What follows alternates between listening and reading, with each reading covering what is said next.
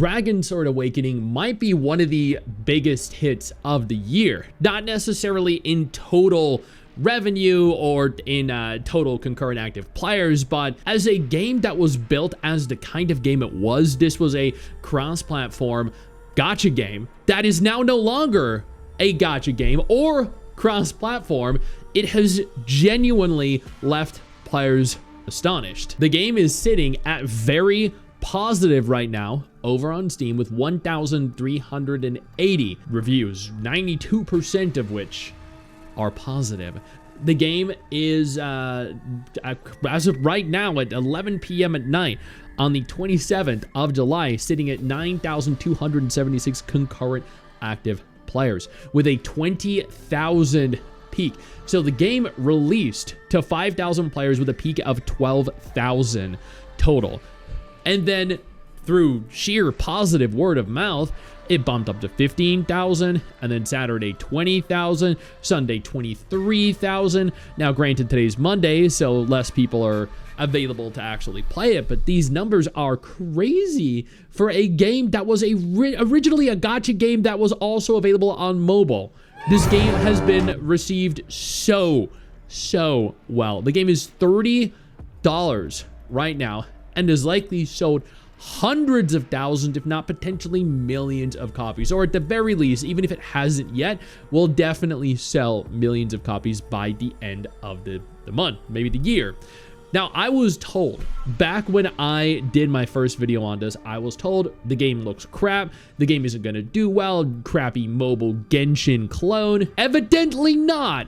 Right? Once again, and I hate to say it, I was right. The game turned out to be an absolute banger.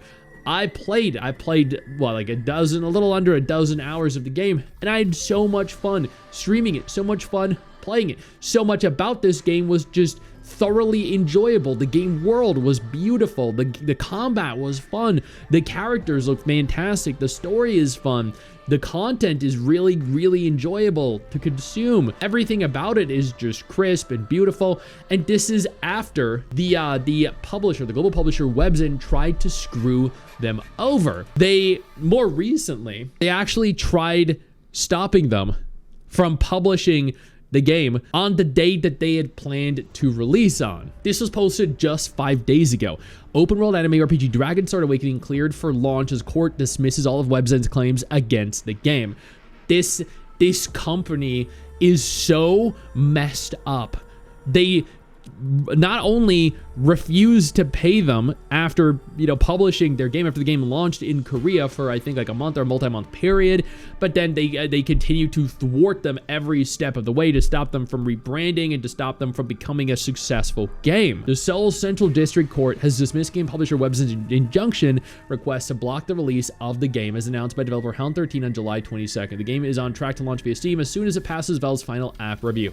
So they filed an injunction request to block the release of the game after they refused to pay the developer themselves after releasing. That is so petty and just absolutely abhorrent behavior. Dragon Sword is a standalone self-published game by Hound 13, rebuilt from the studio's free-to-play game Dragon Sword, which originally launched in January 2026 in South Korea.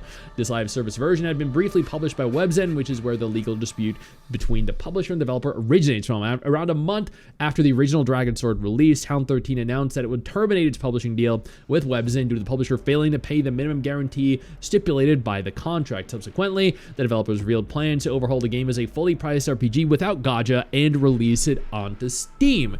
So to delve a little bit deeper into this, provide a little more context here, what happened was Webzen and Hound 13 had an agreement, and Hound 13, the developer, honored the agreement. They released it.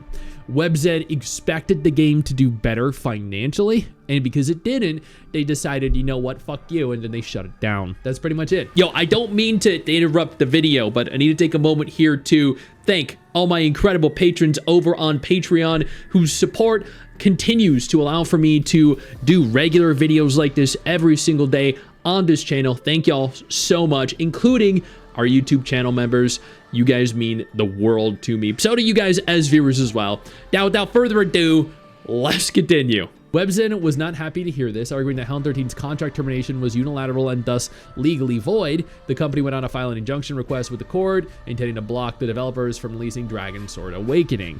However, the court has reportedly dismissed all of Webzen's claims, ruling that the contract termination was lawful given that the publisher not only failed to fulfill its contractual obligation by not paying the minimum guarantee, which is what we just mentioned a minute ago, but it also clearly expresses refusal to pay at one point, which is, again, is an elaboration on what we were just talking about.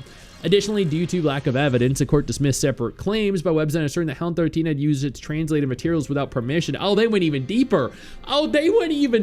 This is crazy. They were trying everything, dude. They're essentially Pokemon with Pow World, concluding that the release of Dragon Sword Awakening would not cause irreparable harm to the company as claimed. Webzen asserted that Helm 13 using the translated materials from Webzen would cause irreparable harm to the company.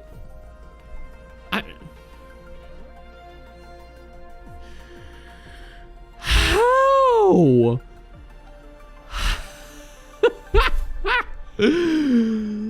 Fucking hell.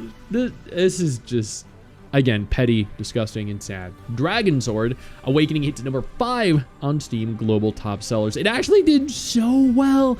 It broke into the top 5. I mean, it makes sense why it didn't top Counter-Strike, it didn't top Pow World or Halo. Those all make sense.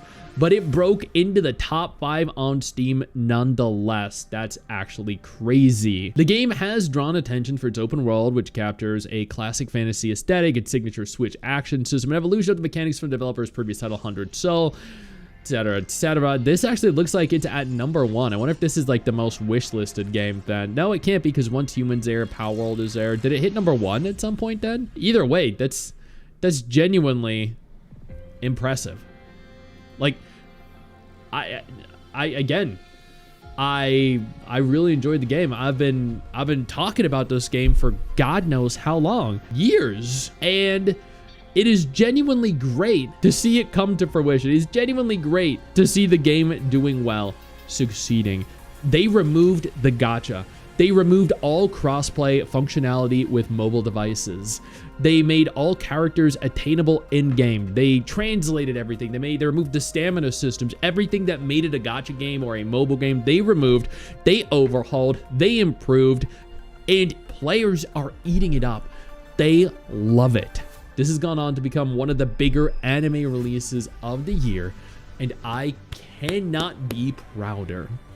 As an avid supporter of this game, I would urge you guys to, if you have the spare $20, $30, go ahead, buy the game, and try it out, because it is genuinely worth your time. This is a gacha game without the shortcomings of it being a gacha game. All the things that gacha games do right without any of the things that they do wrong.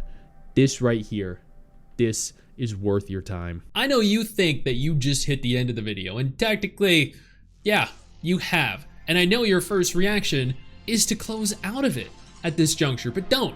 No, instead, I urge you to take a moment here and click one of the videos on screen that are coming up in just a moment, so you remain up to date with everything going on in the gacha genre. Trust me, you're not going to regret doing so. Stay flaccid.